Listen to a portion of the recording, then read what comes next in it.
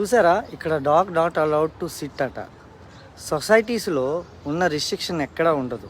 Dog ఓనర్స్గా మన responsibility dog party వెళ్తే clean చేయాలి అంతే. ఈ సొసైటీస్ వాళ్ళు డాగ్స్ బార్క్ చేయకూడదు, డాగ్ కింద కూర్చోకూడదు, ఇక్కడ కూర్చోకూడదు, అక్కడ కూర్చోకూడదు అని రూల్ పెడతారు. హైకోర్టు, సుప్రీంకోర్టు నుంచి రూల్స్ వచ్చినా కూడా ఈ లిస్ట్ వచ్చినట్టు వాళ్ళ ఓన్ రూల్స్ అగైన్స్ డాగ్స్ అయితే పెడతారు.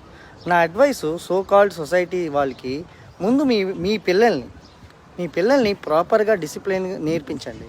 మీ పిల్లలు బయట ఫస్ట్ ఎలా బిహేవ్ చేయాలనేది నేర్పండి. దాని తర్వాత యానిమల్స్ ఎలా ఉండాలో అడ్వైస్ ఇవ్వండి.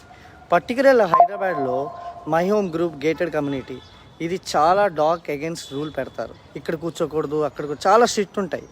నేను కూడా మై హోమ్లోనే ఉంటాను, సో నేను చెప్తున్నాను. ఎంత అగెన్స్ట్ ఉంటారంటే ఇంటాలరెన్స్ లెవెల్ హై ఉంటుంది ఈ గేటెడ్ కమ్యూనిటీస్లో.